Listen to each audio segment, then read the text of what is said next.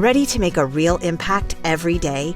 Join the Active Day Home Care team and help clients maintain their independence in the comfort of their own homes. Make a difference in someone's life as you provide essential daily assistance and protect their health and happiness. Earn up to $20 an hour and enjoy additional perks like optional daily pay, 401k, paid time off, ongoing educational training, and more. Join a team that values care, compassion, and your professional growth. Visit activeday.com to apply. This is your before and after story. Southeastern College can help you prepare for a secure and fulfilling career in the growing healthcare field. We offer a wide range of careers to choose from. So whether you want to be a medical assistant, medical billing and coding specialist, nurse, surgical technologist, or another healthcare career, we've got you covered. Become a vital part of a healthcare team and make a real difference. Southeastern College, your future is bright. Visit sec.edu to get started. Lowe's knows to bring your vision to life, it's important to find the right color. That's why MyLowe's Rewards members get a free paint or exterior stain sample to test your look and find the perfect color to confidently refresh your space. Lowe's, we help, you save. Offer valid in-store only 6/19 through 6/25. Limit 1 per customer while supplies last. Discount taken at time of purchase. See associate for details. Program subject to terms and conditions. Details at lowes.com/terms. Subject to change. Stop right there. Yeah, you. If you like all things entertainment, current events, or Hollywood, then look no further. Creator to Creators, hosted by director Meosha of Horror Noir, interviews filmmakers and creatives from around the world. Join in on the fun, guest celebrities, and informative information to have as a creator. Hit subscribe and stay connected to Creator to Creators. Hi guys, welcome to another episode of Creators to Creators today. Today we have a special guest. Hi, my name's Amit Dhuga. I'm an actor and filmmaker in Vancouver, BC, and I'm excited to be back on the show. It's been a couple of years, right? In a couple years, it's crazy, right? It's crazy how time flies. It felt like you were just on not too long ago. It's 2 years, Right? I think. 2 years, yeah. 2 years. Oh man. No, a lot's changed, and like I said, I like your setup. Thank you. You're doing it big. That's awesome. Trying out here. You too.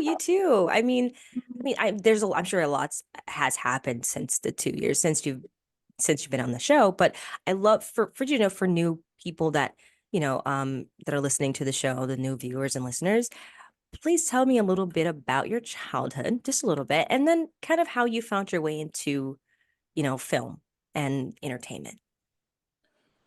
Oh wow. Okay. Basically, with my childhood, like I come from a Punjabi Sikh Indian family, and born and raised in Vancouver. Yeah, I mean, I had a pretty chill childhood.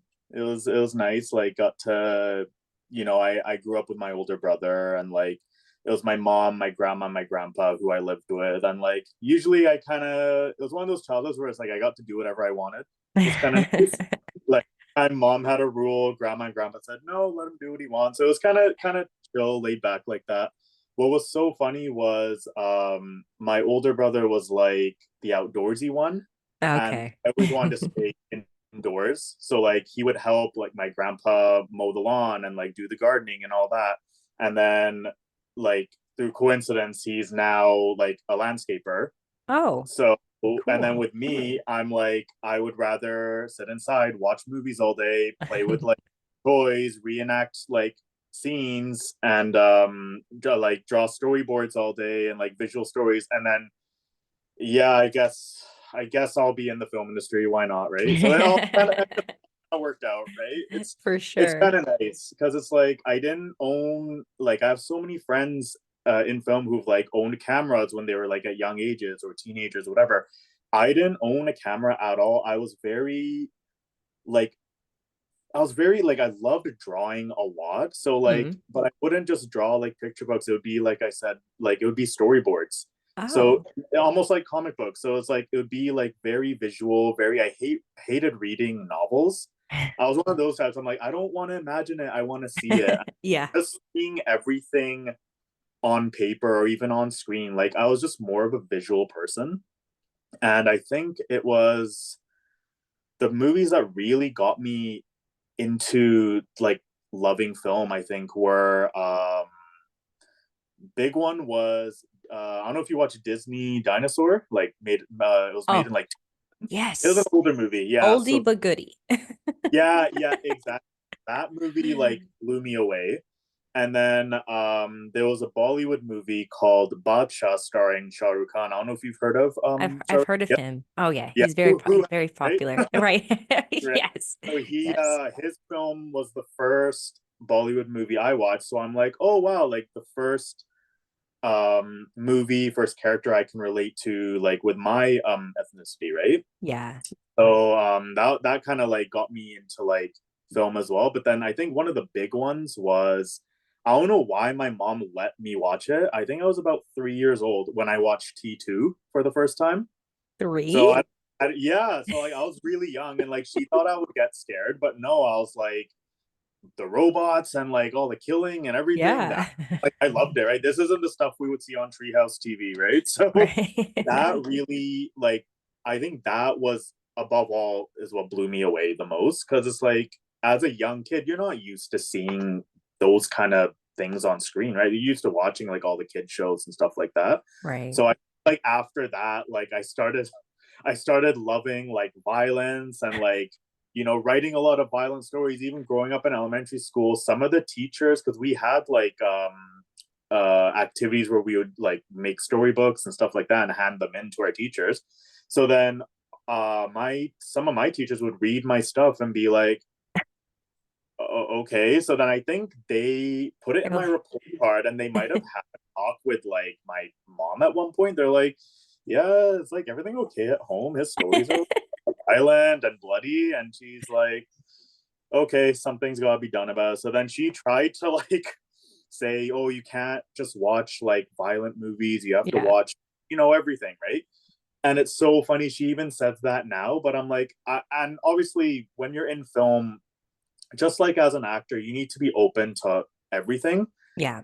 You're a filmmaker, you need to be open to everything too. Like you can have the thing you're known for. So with me, like in my South Asian community here in Vancouver, like I'm kind of known as the action guy. Everyone sees me as that because I get Yeah. myself there for action roles. You have the look. You have a look. You have the, Oh, it's all photoshopped for the meeting. That's fine. Oh, I'm just joking. No, I've stepped to the gym once or twice, but thank you for noticing. yeah, you look good. You look good. Thank you so much. Yeah, no, because it's like I get out there more for action. I've made one action short film that did really well across the festival circuit, and I have like an idea for another action film, but I'm kind of taking my time with writing it right now. But yeah, I mean, I like being out there more for action, but again, you want to be out there for everything. You have to be open to everything. So like with film school, like I guess before I talk about film school, why don't I talk about like how I got into film school? That would be a good start. Pretty much from elementary school, I went from like, okay, making violent stories that my teachers didn't like. And then pretty much from there, went into high school. I took drama for 3 years, grade 10 to grade 12. But the thing is with high school, like they're not like they don't teach you how to act. Well, at least when I went to school, like they didn't teach you how to act. It's more just like have fun, right? But Right. I did take it seriously. Like I was involved with like school plays, acted in some of the school plays. Acting was atrocious. I would never like put any of those on my reel or anything, right? But with high school, it was mainly about theater. But I've never been a fan of theater. I'm not saying theater is like bad or anything. It's just for me, I'm like I said, ever since I was small, I've been more of a visual film person, right? Yeah. So I have gone and seen plays. Like people have done amazing work, but I'm like, it's just something I wouldn't put myself out there for personally. Yeah. But then pretty much from there, like I knew I wanted to do film. So I applied to Capilano University's motion picture arts degree program and then got in 2013 after graduation in June from high school. I started at Capilano in September that year. Nice. It was a 4-year program. It goes certificate, diploma, and then the third and fourth year are degree. And it was really cool. Like the certificate program's kind of like an introduction to film. Like it was mainly about film production and a little bit of acting. And then there was also the acting program, which was mainly acting, a little bit of film. Mhm. But I took the because I going into the program, I wanted to be an actor, but I wanted to learn how to make films, how Right. to like make stuff for myself. Whereas with acting, they teach you more about like all the acting and like a little bit of like basic things about film production. Mhm. Not so much how to properly get your stuff off the ground though, and that's what I wanted to learn more. Right. So yeah, the first year was a certificate program where it's like teaches you the basics of film, like basics of set etiquette, like set terms, knowledge and everything like that.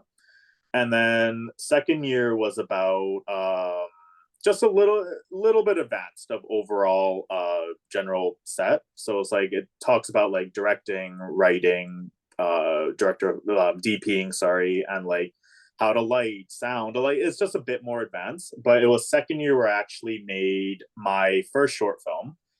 It was called Alicia. I remember that. It was it was like a part of a course we had to do where we had to do 3 minute short films Uh-huh. in 3 hours. Oh, We had to shoot it. We had to shoot a film in 3 hours. Like that nice. means block, rehearse, shoot everything in 3 hours. Right. Editing and stuff is in our own time, but just having the film shot in three Yeah. hours, right? Nice. So I made a film about because obviously, like with my background, a big issue in Indian culture is treatment of women. So Really? yeah, like it's a huge issue, and it's been going on pretty much. I can't even say forever, right? Wow. It Wow. still continues to go on, right? Which is unfortunate. Yeah. But it's basically like I wanted to tell a film about basically this Indian wife who is abused by her husband, but then she kind of revolts back finally. Like she kind of talks back at him, says, I don't deserve to be treated Ah, this way. And then instead of like learning from it or like realizing what he's doing, he just like doesn't care and beats her. So it's like kind of like a PSA got it. showing everyone like, hey, this is what goes on, right? So that was kind of like my first short film I made. And then the second short film I made that year was it's called Making Waves. It was part of basically like because in each year we do a student film, like it was part of the like official student film of the year kind of thing that we make as a class. And like that was a short film. Like I didn't write it. I wrote Alicia, but this one was it was written by a colleague of mine in my year, and I just directed it. It was about a guy who just like suffered from an accident. He's just trying to like find his way back to um himself again, and he's like stuck in his hospital bed, and his sister's by his side, and like she tries to help him come back because he like suffered like brain trauma, unfortunately. Mm. So that was kind of like just a kind of feel good movie because he's like he comes back to himself at the end, and he recovers. So it's kind of like a feel good movie, which was nice. Then after that, it was the third and fourth year of film school. So with third and fourth year, they were more very advanced, especially the fourth year, or sorry, what am I saying? Especially the third year, because it was more advanced as in focusing more on directing, writing, producing, DPing, the history of film as well, Yeah. history, visual theory, and all these like um really deep meaning of stuff that like filmmakers apply to like films we see today, which is really Mm. cool. Hmm. But it was really heavy on the directing, producing. So pretty much like the bigger roles, right? Yeah. So with third year, I made a short film, my third short, which was a part of a course where we had to do non-dialogue films based on Greek myths. Oh, So we choose which Greek myth we want to do, and I chose Echo and Narcissus, that myth, and I pretty much just did a short film, non-dialogue, just following the whole trope of like, or not trope, sorry, the whole like storyline. I should say, I don't know why it's a trope. Storyline about like oh, girl likes this guy, but he's like a total douchebag and like treats yeah. her not very nicely, and then she realizes like the guy friend she was friends with for so long, who had a crush on her. He's the one that's meant for her, not this douchebag. So Not like this just guy. kind of little like feel good movie again. And then that same year I made my fourth short film called Samir. And oh, sorry, that film was called Not Meant to Be, by the way, that Echo and Okay. Narcissist one. This fourth one was called Samir, where it was my first time really acting in front of the camera properly as the lead. So I wrote it, directed it, acted in it, and like I didn't have any dialogue because I played a mute guy. Nice. And yeah, so like I was kind of exploring a lot with like, because that was my first time really acting properly. So I Mm. remember like, get in the mood before shooting, like because I used to catch the bus to school back then. So like I was dressed full costume, like I had like eyeglasses and like little sweatpants and everything. Like I kind of played like this kind of like nerdy, shy, Aw. right? And then like I remember like the bus driver came and said hi to me, and I just waved. Like I could have said hi, but I'm like, I'll stay in character, explore it, Right. feel it a little bit, right? So Method that's acting. I how like it. I like yeah, it. I kind of like to act that way, right? So like with that film, that was a lot of fun. It was just like, a story about mute guy goes for the girl he has a crush on finally, and then she rejects him hardcore. He's all sad. Then he meets another girl who like actually like sees him for who he is, not judges him or anything. So then they get together, which is nice. So the pattern here, besides Alicia, the pattern here was a lot of feel good movies, but Mm. I wanted to tell in my fourth year, which was my graduation film. It was my fourth right, one, two, three, fifth, sorry, short film I did, and it was my senior graduation project of the year in film school. I wanted to tell something realistic and not so heartwarming. Yeah. And that year I remember where like Trump got elected as president, and like it started like a lot of like racism was coming up again. Like obviously it's already been there, but like when Trump Yeah. started saying stupid things and like whatever, it started going up more. And Yeah, then it started social up. media went wild. Oh, and then it started coming up more for Indian people again too, right? And it's Mm. like, okay, I want to tell a story where just trying to show like, hey, like racism is not cool. Like it's such a simple premise, right? But when I told it, from how I told it, sorry, was basically it's called RANVIR, and it's a story about a guy who he's like training to be a boxer, and then he finds out his mom is like a victim in a hate crime, so she's in the hospital, Oh no. and he rushes over, and the doctors tell him, hey, like you need this is the payment fee, whatever. And he's like, oh man, I can't get that money super fast. So the one thing he knows right now is boxing, right? And he's training for it to become a boxer for the championship, right? So then he's like, okay, what if I go to like this like underground street club and try and win some money instantly, right?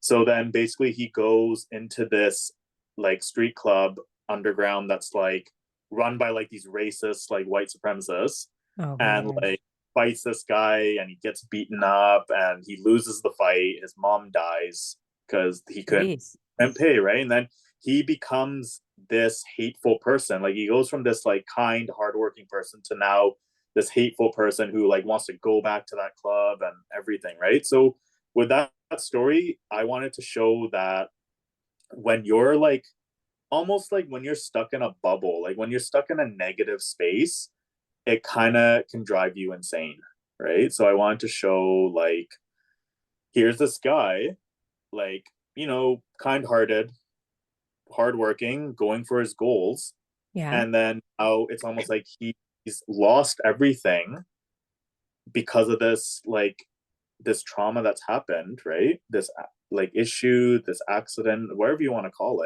not even an accident, I would say. It was just like it was a hate crime. That's not an accident, right? So it's like, Yeah. right, and yeah, he just becomes insane, basically, right? Wow. Becomes a negative person, and it's like that. With that film, that was a hard film for me because I acted How? in. Oh, you Sorry, acted in it. Oh, I okay. acted first, so that I Nice. played Ranveer, right? And I actually had my mom as my mom in it, and Oh, then she very didn't cool. right? She didn't have a dog or anything. She was just laying in the hospital bed. I gave her simple direction. I remember I'm like, hey mom, like for this scene, just lay there, sleep. And I'm like, hey mom, for this scene, you're dead. So don't say anything. She's like, perfect. Right? Exactly. So she had right. And, with that film, that was a big film for me because that was my first time doing stunts as well. Ah. I had never done any sort of stunts before. And with this film, it was particularly film fighting. So I worked with a stunt coordinator for the first time for that film. We did a couple of rehearsals, and I remember I told him, I said, hey, I have no stunt background, film fighting background. I want to get into it though. And the fact that he trusted me with it, to this day and forever, I remain grateful for him, right? Because he could have easily said, no, it's too dangerous. I don't want to do like, but no, he trusted me with it, right? And the film turned out great. And basically, like, I think even just acting in it too was tough because it's like I kind of had to, because myself, I don't face a lot of racism every day. There's been particular times I've faced it, but like not so like harshly as other people have. Mm-hmm. Like I know, like I have friends who have like been called swear words, been called very like racist words. I haven't been called that myself, but I've experienced racism like Same. I'm the same way. It does. yeah, I feel like whatever you're around, or you're, for me, it's I have a certain kind of bubble that I'm around. So, it's not like I'm, oh, like I'm not like trying to yeah, find it, or I have good solid people that I in yeah, my life, the same here. But it's like there's been the odd where I've been like experienced it through ignorance, not so Yeah. much hateful. So Yeah. like for example, like I've been told, oh, like you're probably cheap because you're Indian. I'm like, okay, Oh, cool. I see. That that Gotcha. that's really cute of you to say. But Yeah, yeah, it's so like, okay. just bed, right? So it's like I Yeah. think getting into that mindset for RANVIR where it's like, hey, like try and picture, like even when I was writing the script too, like having them say these things, and I'm like, okay, I gotta like make sure I react a proper way to it, right? And I think the biggest thing for me though was there was the scene where my mom dies. I remember I think the makeup was so well done because she had like cuts and bruises, right? And I told my mom on the day, I'm like, just stop breathing, right? Like, try not to breathe, obviously. So, Yeah. because we're gonna probably see you or hear you, so like, try not to breathe for the take, right? And I think just seeing her there, like, it really triggered something for Yeah, me. I'm sure. Yeah, it was bad, and I remember we did 2 takes of it. It was like a long dolly shot of me crying and holding her, right? Just like saying, "I'm sorry, please don't leave me. Don't leave me alone here," whatever, right? And we did 2 takes of it, and then I think after the second take, I talked to my AD and my DP. I said, "Did we get it?" They're like, "Yeah, it was good," and I'm like, "Okay, I don't want to do Yeah, it anymore." that's enough. It, Yeah. it triggered me, right? I So bet. I bet I it think that did. was like one of my very triggering moments as an actor, which was fun. And then pretty much from that film, it kind of led me to get into like be involved with more projects and like meet new people, which was great Yeah. because it's like after that film, it's so funny. So I graduated film school. Few months later, my stunt coordinator, who I had for RANVIR, calls me up, says, "Hey, I'm shooting a little short with a bunch of stunt buddies. Do you want to be a part of it? You've got a great look. I'd love to have you Yeah. in it." I'm like, "Are you like?" I didn't even think about it. I'm like, "Oh, for sure. Like, For hell yeah." sure. And like hang out with all these like stunt guys in the union and like who have Yeah. worked on like all the bigger projects. And like I did a lot of like networking, which was great.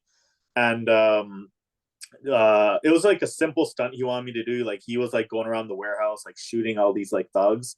And then like he wanted me to like come up to him with a hammer and I got shot in the head and fall back. So it's a fun little day on set getting killed. That's And then cool. That's so really cool. right, I mean, it's yeah, just really cool how like certain things can just open up different doors. And well, exactly. especially this business. It's like, one thing like that stunt that, doing that we open up all these the network and the people that you meet. And then from moving on from that, you have your own production company, right? Yeah, I right. mean, Like that's pretty all cool. oh, thank you so much. Like it all kind of like all kind of went in a nice flow, right? Because like Yeah. from film, like then I started taking more acting classes. I have a local actor friend here who was doing classes, so I was taking classes with him. Like I did take a bit of acting courses in film school, like in my program, but then this his my friend's acting classes were more like advanced, right? Right. And like we would like do monologues, do scenes with scene partners, like all that jazz, right? And then his partner is also a local actress here, and she was hosting a script reading event that she invited me to. So I went over there, and then I met another stunt coordinator slash filmmaker there, who's Very also cool. become a really really good friend of mine, and we've collaborated back and forth, which has been fantastic. And Awesome. he met him, networked with him. Then I was writing my next film, my first short film outside of film school. I think me and you were talking about it on the last show. Yeah. Uh, it was called Prisoner, the gangster one. Yeah, there Yep. you go. Yep. So I started writing that, and oh man, that film holds a very special place in my heart because that was not only my first short film outside of film school. I did solely independently. First time doing full on action, and with that film, like that really opened a lot of doors for me. Like that was the film that has led me pretty much to where I am now. And And I'm still working, I'm still climbing that mountain, but like it's yeah, gotten me this far, which has been great, right? which is But that, amazing. Yeah, oh you've been yeah, doing no, amazing things, man. thank Seriously. you so much. Thank you. Like with that film, it's so special. It's like, wrote it, directed it, starred in it, produced it, and did my own stunts again. Worked with that coordinator from the script reading event. He came on board for this one. And then after that film, he called me up a little bit after. He's like, "Hey, I'm shooting a concept teaser for a film. Do you want to come out and do some stunts?" I'm like, "Sure, why not?" Right. So it came out, worked with him, and then he calls me up a few months after. "Hey, I'm shooting something else. Do you want to come out?" Worked with him again, and then one of the like after that, like that was kind of like working with him back and forth with stunts, which was great. Then one of my actors I had in Prisoner calls me up, and he's like, "Hey, I'm shooting a feature. Do you want to come out as like my PM slash LM?" I'm like, Nice. "Oh, for sure. I'm always happy to help, right?"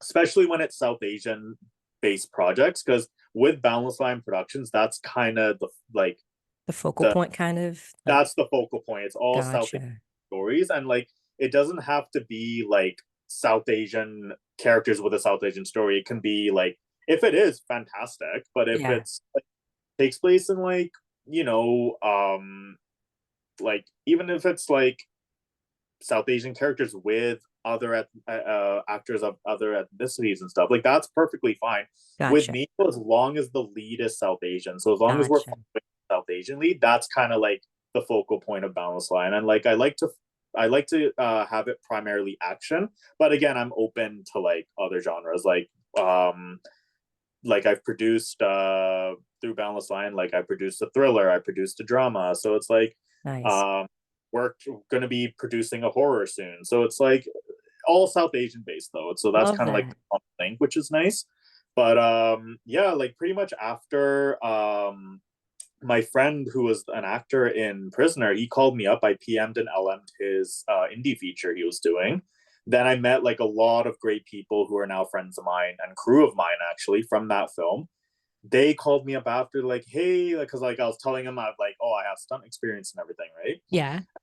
And they called me up after and like, "Hey, do you want to be the LM on my student short? Hey, do you want to stunt coordinate this thing?" Like, Heck so yeah. then it just became a back and forth. And then I guess it just up until now, like it was producing and LMing things and then like a few stunt coordinating things. Yeah. And then basically with up until now, I know it's been a long kind of rambling from me, unfortunately, but No, up this is until good. This is good. oh great, thank you. Up until now, like I'm in post for my first indie feature I've shot. Awesome. Thank you. Congratulations. That's Thank you so exciting. wrote it, directed it, produced it. It's a South Asian slasher. First Nice. one in North America, actually. Wow. Wow. No That's other stuff awesome. has been done. And like Wow. it's basically about a group of Indo-Canadian girlfriends who are stalked by an incel on Valentine's Day. Oh, Right? 'Cause I want oh, to kind that's of good. tell a story about like incel culture and like Yeah. just like hearing all these articles and news reports about like women being followed in the streets in broad daylight, Yikes. women being DM'd by guys and they're asking for sex or asking to be in a relationship and they're just constantly harassing them about it, right? Yeah. So that's what I want to tell there, but I wanted to make it entertaining. I didn't want to do it as an action, it wouldn't work. So I'm like, I like slashers, I like blood and guts, so why not make it like Why that? not? Right, yeah. So then I was gonna yeah, ask you how important is it to you, like as far as like representation and like just the fact that, that's what you're leaning into and like why did you do it?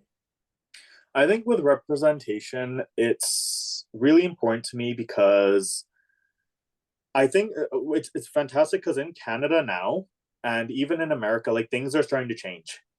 Like they're starting to get more open to Asian stories, Black stories, Indian stories, right? I know it's taken long enough, right? But it's finally Yeah. now. And Yeah. I just remember like I remember when I was younger, like I wanted to like hop on that train and be like, oh, I want to work in Bollywood. I want to do this. Like that's like a lot of actors here when they're saying, oh, I want to go to LA, right? You're hopping on Yeah. that train. But then we learned in film school, it's changed now, but I remember when we learned in film school, we learned Canada is very dead for the film industry, right? Like there's barely Mm.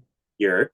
So then I thought, I'm like, okay, what if I brought Indian content here, right? So then I know, which is unfortunate, like I found a lot of people I went to school with. This is what I found unfortunate. A lot of people I went to school with who were from other backgrounds. And again, there's nothing wrong with making you know, English films with Caucasian cast. Absolutely. But I found like a lot of people from other backgrounds, they were making English films with Caucasian cast. But I'm like, okay, that's great. But I'm like, we took a course called World Cinema. We learned about all these different styles I from see like what you're saying. Japanese cinema, Black cinema, German cinema, The Italian cinema. Western Like, culture. we learned all of this. But Yeah. then I want to see stories that are like from their backgrounds. I want to see how they tell it, right?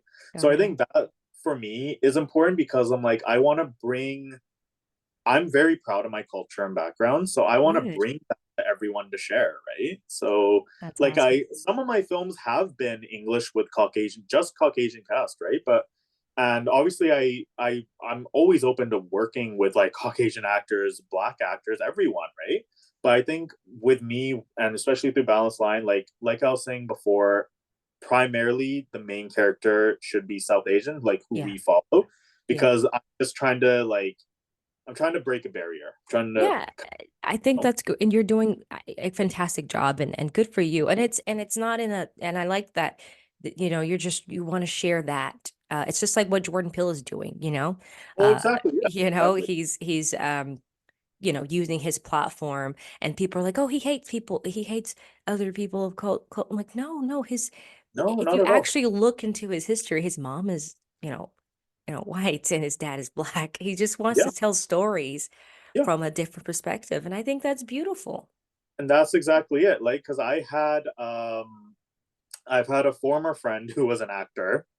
Not he was quite immature about it. He said to me, "Oh, because he always wanted to work with me, but he said, oh, all you make are Indian stories with Indian characters because you don't like white characters." I'm like, okay, Oh, that's just ignorance. that's I'm like, terrible. no, Yeah. really stop and think why I'm doing what I'm doing instead of just like jumping To to conclusions conclusions about of it. like, yeah, And I yeah, find like a lot of people do that, but they need to stop and really think what all these actors from backgrounds are doing, right? yeah. Because it's like we just want to, Tell our it's stories. and From yeah, exactly. There's so many stories that aren't being told because I'm sorry, I don't feel right for saying it, but it's the truth. It's been a white person's industry for so long. Yeah, right. And it's like there's still so many stories to tell. And I think now, which is great, people are finally getting those opportunities to make it now, right? Because it's like more, like I said, more Black stories are coming, more Mhm. Asian stories are coming, Indian stories. Like this is like it's better late than never, I guess. But I'm like, I'm excited to see what's coming out, Oh right? yeah, it's a great time. And the fact that, you have creatives like yourself, and that are doing the work and putting out great content and great stories and sharing different perspectives and challenging people to think outside of what we usually see from Hollywood. And again, it is changing slowly but surely, Yeah, but there's a yeah. lot of work to be done, and it takes, they say if you want to be a part of the change, you have to, you gotta, you got to make the effort to try to, You have to do it. Yeah. you know. So You kudos have to to you, like have seriously. that. Thank you so much. Like you have to have that courage to do it. And it's like something I really read about Hollywood, which is really interesting, is you know how where a lot of the audiences are saying now, they're like, oh, Hollywood's just pumping out the same stuff. We Yeah, keep seeing the same things. But then a thing I've read about Hollywood was with the executives, they're very stingy with their money. I'll be honest. So it's almost like they know these same movies we keep seeing, they're gonna make money. That's what's gonna make them money, right? yeah, They think that's what the audience wants because with the audience, like, yeah, they keep saying, "Oh, it's the same stuff we keep seeing," but they, in the end, they do go to the theater and see them, right? But exactly. with Hollywood, these executives, they're scared to try something new because they're like, "Oh, if we try something new, what if it bombs?" And then they lose all their money, right? Yeah, But then they have to also listen to the audience because they're saying, "Hey, we want to see new stuff." So I'm like, I don't know, but we got a few filmmakers that are coming out there and breaking the barriers and just going for it. And I think I encourage everyone to be doing that, honestly. absolutely, absolutely, Because it's absolutely. like, you know what, you're gonna have this is what I learned. You're gonna have a group that loves your film, then you're gonna have a group that doesn't like your film. Very The true. one, right? One that don't like your film, that shouldn't stop you from still telling the story you want to tell. Yeah, 1000%. Well said, and I 100% agree. Oh my God, it's crazy how fast time just goes in this I know, I interview. saw It's the like thing. literally 30, Oh, it's like on a minute and 36 seconds. Oh my gosh. So, oh okay, no. We're gonna give, do a part two. yeah, I mean, we totally have to, like, 100%. anytime. It's always fun talking to you.